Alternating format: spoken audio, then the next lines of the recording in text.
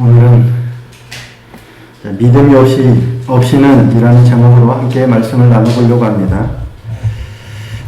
예수님께서 예루살렘으로 입성하십니다. 어린 나귀를 타고 군중들의 열렬한 환호 속에서 예루살렘으로 입성하셨죠. 예루살렘에 들어가셔서 가장 먼저 하신 일이 뭐냐면 바로 성전을 정화하신 일입니다. 성전을 깨끗게 하셨죠. 그러니까 온갖 탐욕과 부패로 더러워져 버린 이 성전을 깨끗하게 하신 일이 예수님께서 먼저 하신 일입니다. 자, 오늘 보면 12절, 13절 말씀 함께 한번 읽어보시겠습니다. 12절, 13절입니다. 시작. 예수께서 성전에 들어가사 성전 안에서 매매하는 모든 사람들을 내쫓으시며 돈 바꾸는 사람들의 상과 비둘기 파는 사람들의 의자를 둘러 엎으시고 그들에게 이르시되 기록된 바 내 집은 기도하는 집이라 일컬음을 받으리라 하였거늘 너희는 강도의 소굴을 만드는도다 하시니라. 예수님께서 성전 안에서 매매하는 자들을 꾸짖고 내쫓으시면서 내 집은 하나님의 집은 기도하는 집이다. 너희가 강도의 소굴을 만들었다 라고 하면서 깨끗게 하신 거예요. 이때의 성전은 이 솔로몬이 지었던 성전, 그 성전이 무너져 버렸죠. 그리고 나서 포로기에서 돌아왔던 스룹바벨이 세웠던 성전, 그 성전도 무너지고 지금 이 성전은 헤롯 대왕이 새로이 세웠던 세 번째 지은 성전입니다. 헤롯 대왕이 이 기원전 19년부터 약 8년에 걸쳐서 성전을 짓습니다. 그래서 성전의 골격을 지은 후에 약 46년 동안, 그렇죠. 요한복음에 보면 이 성전을 46년 동안 지었는데 네가 사흘 만에 짓는다 하느냐 그러죠. 무려 46년 동안 보수하고 확장하고 하는 공사를 계속했어요. 헤롯 대왕이 이처럼 이 성전 건축에 열을 낸 이유가 뭐냐면 헤롯은 순수한 유대인이 아니었어요. 이둠의 혈통이 섞인 그런 사람이 왕으로 유대를 다스리고자 하니까 유대 사람들의 환심을 사고자 했어요. 유대 사람 정치적으로 뭔가 자신의 통치 기반을 강화하기 위해 뭔가가 필요했는데 그래서 성전을 지은 거예요. 그러다 보니까 이 헤롯 성전을 둘러싼 더러운 이권의 연결고리가 형성된 겁니다. 그러니까 제사장들은 제사를 드리기 위해서 성전을 방문하는 그러한 이들의 편의를 도모한다는 명목하에서 이 상인들로 하여금 성전에서 장사하게 하고 부당한 이득을 취하게 된 겁니다. 그러니까 일례로 한 가지 예를 들면 성전에서 사서 제사를 드리려고 하는 비둘기는 시중가의 약 80배 정도에 달했다고 합니다. 그러면 사람들이 시중에서 사가지고 와서 제사를 드리면 되지 뭐하러 성전에서 사겠느냐 하겠죠. 근데 뭐예요? 제사장들의 더러운 행태가 자리 잡는 겁니다. 사람들이 가지고 온 비둘기나 사람들이 가지고 온 이런 재물에는 흠이 있다고 네 걸로는 제사 드릴 수 없다 라고 여기서 상인들에게 사도록 하는 겁니다. 처음에는 그런 식이었겠죠. 나중에 시간이 지나면서 어떻게 변질이 되어버리냐면 아예 가지고 온 짐승으로는 제사를 안 드립니다. 아예 돈으로 가지고 와서 이 성전 상인들이 파는 재물로만 성전을 드리게 이렇게 돼버린 거예요. 그걸 아예 관례로 만들어버린 겁니다. 돈 바꾸는 사람들은 뭐냐면 당시에는 로마의 식민 지배였잖아요. 그래서 로마 동전, 로마 화폐로 이렇게 성전세를 드려야 되는데 로마 화폐에는 로마 황제의 얼굴이 새겨져 있어요. 그러니까 로마 황제의 얼굴이 새겨진 이 돈으로는 성전세를 하나님께 드릴 수 없다. 그래서 돈을 유대 화폐로 바꾸는 거예요.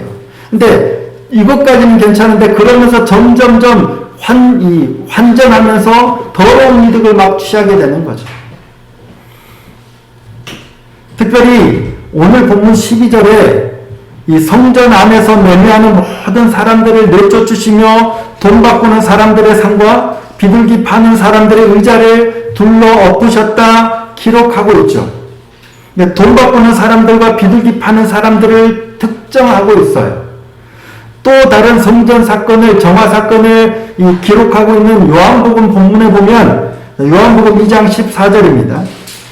성전 안에서 소와 양과 비둘기 파는 사람들과 돈 바꾸는 사람들이 앉아 있는 것을 보시고, 그러니까 성전 안에 지금 누가 있어요? 소와 양과 비둘기를 파는 사람들이 다 있어요. 그리고 돈 바꿔주는 사람들도 있어요. 근데 마태는 지금 누구만 특정하고 있는 거예요? 비둘기 파는 자와 돈 바꾸는 자만 특정하고 있는 거예요.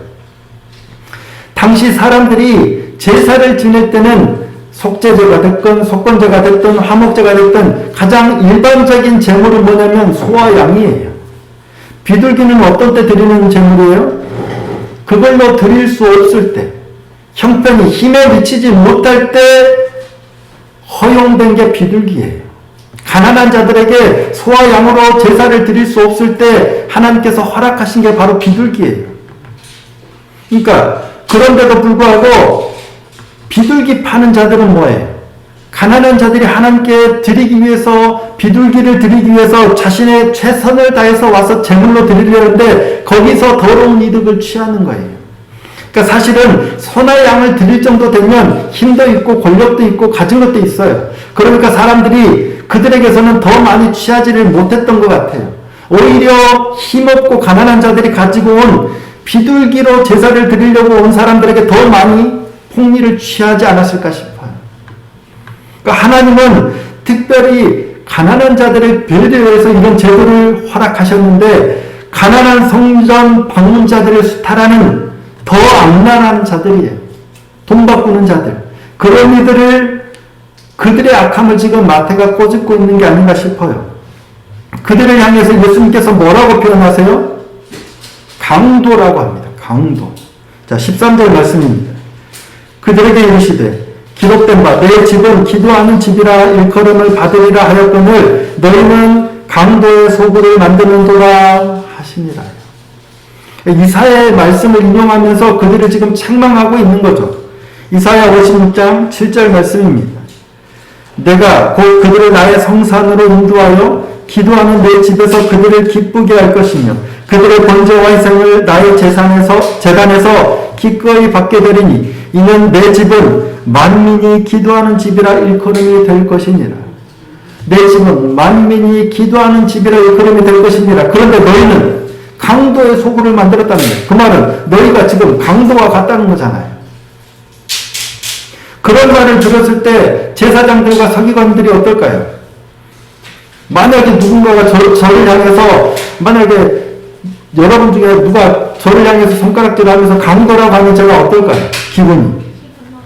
막 얼굴이 붉어지고 막 화가 안에서부터 치밀어 오고, 어떻게 내가 목사인데, 내가 제사장인데, 내가 뭐 서기관인데 감히 나를 강도라고 하냐고 막 하지 않겠습니까? 자, 15절입니다. 대제사장들과 서기관들이 예수께서 하시는 이상한 일과 또 성전에서 소리질러 호산나 다윗의 자손이여 하는 어린이들을 보고 노하여, 화가 나서 예수께 그들이 하는 말을 듣느냐라고 따집니다. 사실 예수께서 하시는 이상한 일이라는 게 뭐예요? 성전을 깨끗하게 하시는 일. 여기서 그런 짓 하면 안 돼. 하나님의 거룩한 집은 기도하는 집이야. 매매하거나 그런 식으로 더럽히면 안 돼. 라고 하는 일이 이상한 일이고요. 또 하나는 뭐예요? 나아온 이들을 고치신 거예요. 맹인과 젊은 자들을 고치신 일이에요. 성경은 이를 지금 이상한으로 번역을 해놨는데 사실은 이상한으로 번역된 이 타우마시아라는 단어는 어근이 뭐냐면 보다라는 뜻을 가지고 있는 단어예요. 그런데 그냥 보는 게 아니고요. 놀라운 일들을 보았을 때 표현하는 거예요. 그러니까 그냥 보는 게 아니고 놀랍게 보는 것을 의미하는 단어입니다. 복음서에서 이 단어가 언제 쓰이냐면 예수님께서 행하신 놀라운 이적들을 볼 때 이상 여겨가 아니고 놀랍게 여기는 거예요. 그때 이 단어를 쓰는 겁니다. 자, 마태복음 8장 27절입니다. 그 사람들이 놀랍게 여겨 이르되 이가 어떠한 사람이기에 바람과 바다도 순종하는가 하더라. 예수님께서 바다를 잔잔하게 하셨을 때 한 표현이에요. 사람들이 놀랍게 여겨. 이게 바로 여기서 이상한 일이라고 번역된 단어예요. 또 하나 마태복음 9장 33절입니다. 귀신이 쫓겨나고 말 못하는 사람이 말하거늘 무리가 어떻게 여겨요? 놀랍게 여겨 이르되 이스라엘 가운데 이런 일을 본 적이 없다. 그러니까 보통 사람들은 상상도 할 수 없고 뭐 하는 게 할 수 없는, 상상도 할 수 없는 놀라운 일을 보았을 때 하는 표현이에요. 그러니까 예수님께서 그런 놀라운 일을 행하신 일을 보고 또 어린아이들이 성전에서 소리질러서 호산나 다윗의 자손이여 라고 소리치는 모습을 보고 뭐예요? 그들은 화를 냈어요. 이처럼 놀라운 일을 봤다면 뭐예요? 이분이 누구신가?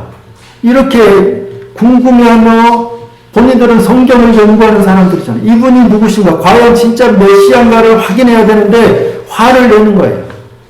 그들이 화를 내는 이유가 뭐예요? 자기들을 향해서 강도를 하고 있기 때문에.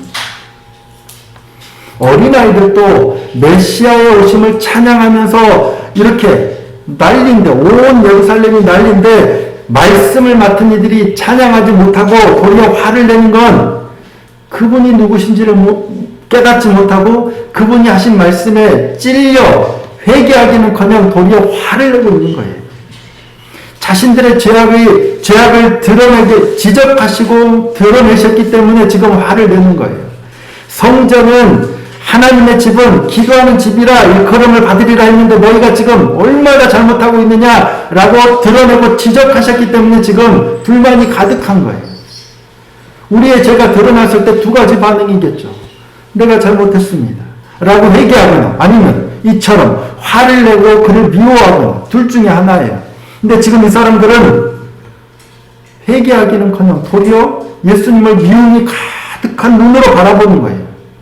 화가 나서 믿음이 가득한 눈으로 바라보니까 뭐예요? 어린아이들이 예수님을 메시아가 오셨다 찬양하는 것도 꼴보기 싫은 거예요. 그래서 그들이 하는 말을 듣느냐라고 따져요. 어린아이들이 지금 하는 말을 듣느냐, 이 말은 뭐예요? 그들이 지금 무슨 뜻으로 그런 노래를 하고 있는지 너 아느냐라는 거예요. 메시아를 찬양하는 노래를 너를 향해 하는데 듣고 있느냐라는 거예요. 이에 예수님께서 뭐라고 대답하세요? 그렇다. 그 말은 나도 듣고 있다. 그들이 무슨 뜻으로 이런 노래를 찬양을 하고 있는지도 안다. 그리고 그 말이 사실이다. 그렇다. 이 말에 담겨 있는 거예요. 그러면서 시편 8편 2절 말씀을 인용하시죠. 주의 대적으로 말미암아 어린아이들과 젖먹이들의 입으로 권능을 세우시며 이는 원수들과 보복자들을 잠잠하게 하려 하심이니라. 이 말씀을 인용하시면서 너희가 읽어본 일이 없느냐? 그들이 읽어본 적이 있을까요? 없을까요? 당연히 있겠죠. 예, 말씀을 맡은 자들인데.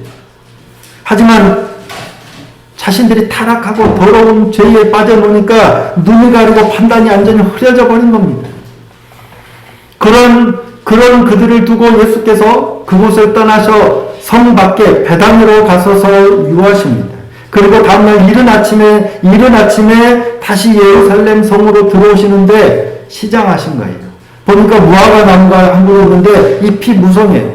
뭔가 얻을 게 있을까 하고 가까이 가서 봤는데 잎만 무성하지 무화과가 없는 거예요. 그래서 무화과 나무를 저주하시죠. 지금부터 영원토록 내가 열매를 맺지 못하리라 하시자 무화과 나무가 곧 말라버립니다. 제자들이 무화과 나무가 마른 걸 보고 이상히 여겨서 또 묻습니다. 어찌하여 곧 말랐나이까 묻습니다. 여기서 이상히 여기도 똑같은 단어입니다. 앞에서 이상한 놀랍게 여기는 거예요. 이 무화과 나무가 말라버린 현상을 보고 깜짝 놀라서 예수님께 묻는 거예요. 어떻게 이런 일이, 왜 이 나무가 말랐죠? 라고 묻는 거예요. 이에 예수님께서 말씀하십니다. 자, 21절, 22절 말씀입니다. 함께 한번 읽어보겠습니다. 시작. 예수께서 대답하여 이르시되 내가 진실로 너희에게 이르노니 만일 너희가 믿음이 있고 의심하지 아니하면 이 무화과 나무에게 된 이런 일만 할 뿐 아니라 이 산더러 들려 바다에 던져지라 하여도 될 것이요 너희가 기도할 때 무엇이든지 믿고 구하는 것은 다 받으리라 하시니라. 아멘. 믿음이 있으면 이 산도로 들려져 바다에 던져지라 하여도 그대로 되고 무엇이든지 구하는 대로 다 받을 것이다 라는 말씀이에요. 우리는 이 말씀 너무 좋아서 그래서 내가 기도하는 대로 놀라운 이적들이 막 일어나기를 원해. 근데 사실 이 말씀은 너희가 믿음이 있어서 구하면 아주 이상한 전혀 상상할 수 없는 기적도 이루어질 거다, 일어날 거다 라는 의미로 하신 말씀이 아니고요. 믿음이 없음을 경고하기 위해서 하신 말씀이에요. 믿음을 가지라. 믿음을 가지라 라는 말씀이에요. 믿음이 있을 때는 무화과 나무에게 일어난 이와 같은 일이 얼마든지 일어나겠지만 믿음이 없을 때는 무화과 나무가 마르처럼 영원토록 열매를 맺지 못하게 될 거라는 경고의 말씀이에요. 이 말씀은 믿음이 없다는 것을 경고하고 있는 거예요. 대제사장과 바리새인들이 말씀을 맡은 자로서 뭐예요? 성전에서 제사를 주관하는 자로서 믿음이 있고 모든 것을 주관하는 것처럼 보이고 행세하고 있지만 실상은 그들에게 믿음이 없다는 거예요. 나뭇잎이 무성해서 열매가 있을 거라고 기대하고 바라보지만 실상은 그들에게는 열매가 없어요. 믿음이 없는 거예요. 그러면 결국 영원토록 열매를 맺지 못하는 말라버린 나무가 될 거라고 경고하고 있는 거예요. 이를 경고하시기 위해서 일부러 예수님께서는 무화과 나무를 저주하신 거예요. 베다니에서 예루살렘 성전까지 가는 그 사이에 벳바게가 있어요. 며칠 전에 말씀드렸죠. 벳바게, 파게는 처음 설익은 무화과 나무 열매고요. 베다니에서 태나는 아주 잘 익은 무화과 나무예요. 아직 태나의 때가 안 돼서 파게의 때에서, 그러니까 베다니에서 예루살렘 성전까지 2km인데 그 사이에 벳바게가 있어요. 이 벳바게에서 지금 이 일을 행하신 걸로 학자들은 봅니다. 파게가 있을 것으로 기대하고 봤는데 없는 거예요. 그래서 저주하신 거예요. 이 일을 일부러 행하신 이유는 믿음이 없음을 경고하기 위한 거예요. 성전을 지키고 성전을 주관하고 예배를 주관하는 것처럼 보이지만 그들에게는 믿음이 없는 거예요. 얼마나 타락하고 변질되어 믿음이 있다라고 확신하고 나가지만 말라버린 무화과 나무처럼 이처럼 결국에는 버림받아 저주를 받게 될 거다라는 경고를 하시는 거예요. 오늘 우리는 어떨까요?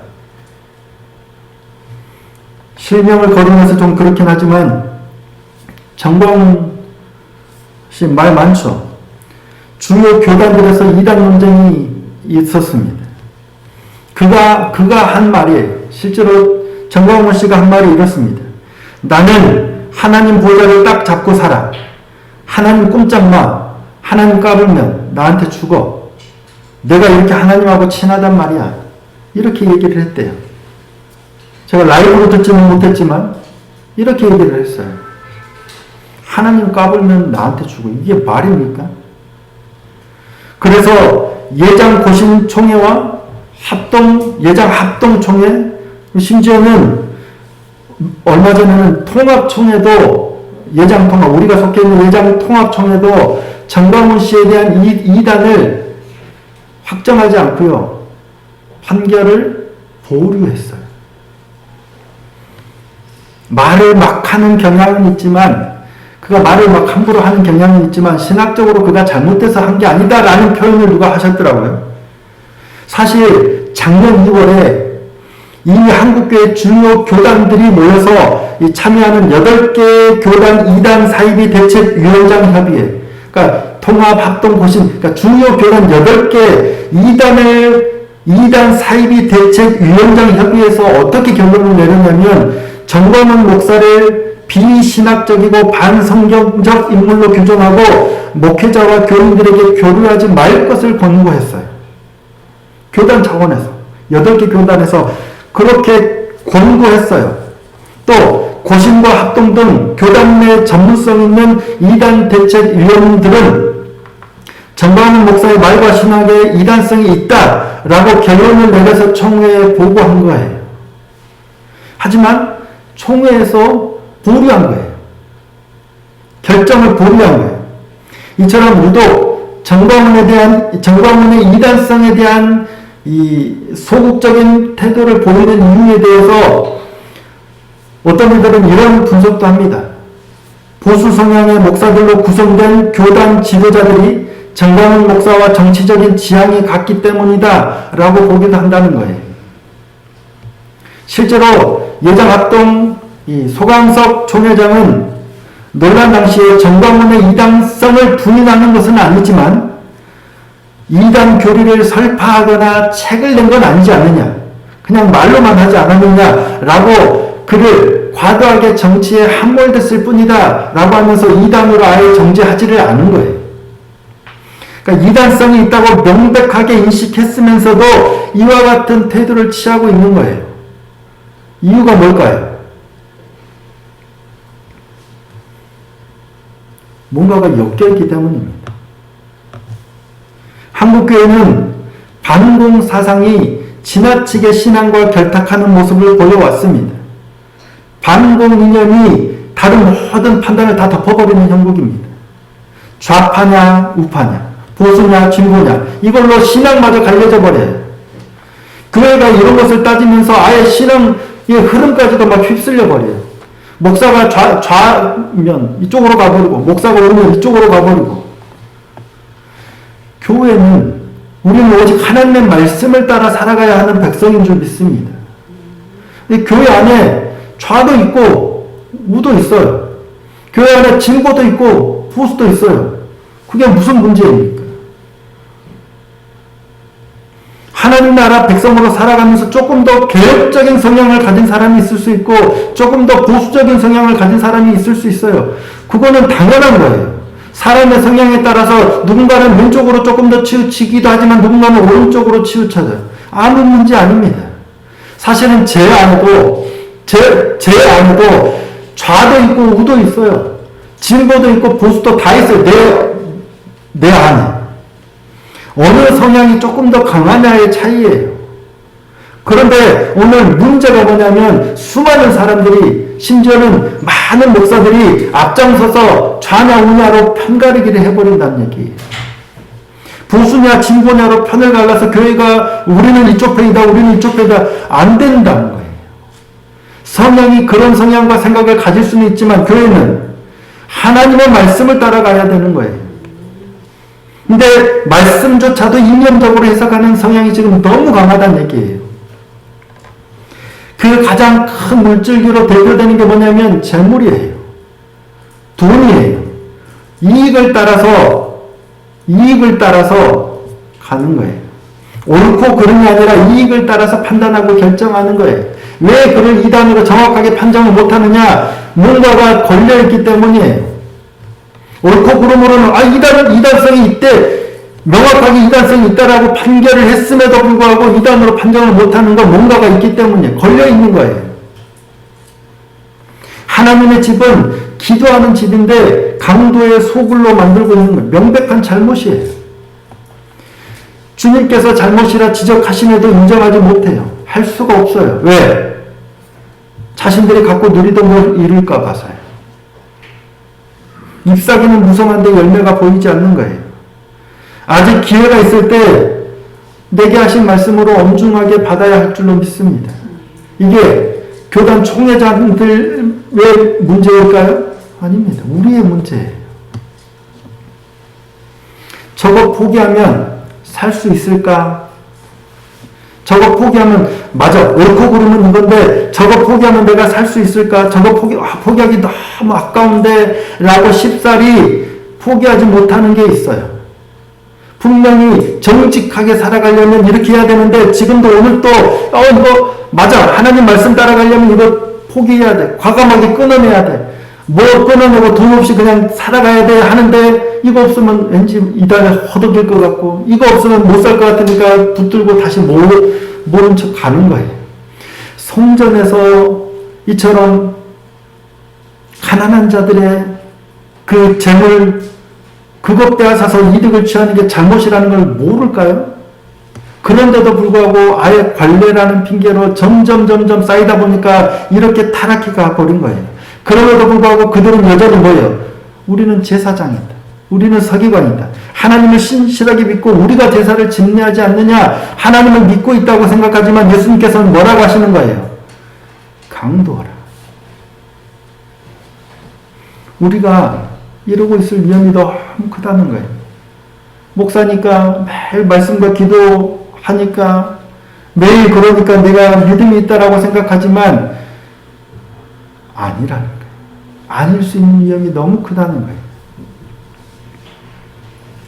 믿음 없이는 영원토록 열매를 맺지 못하게 될 것이다.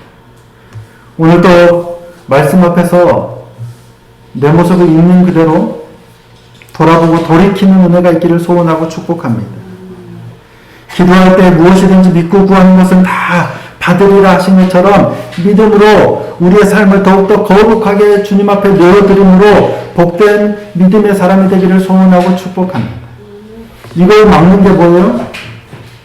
탐욕이, 내가 가진 것, 아까운 것, 이것들 때문에 정직함을 잃어버리는 경우가 너무 많은 것 같습니다.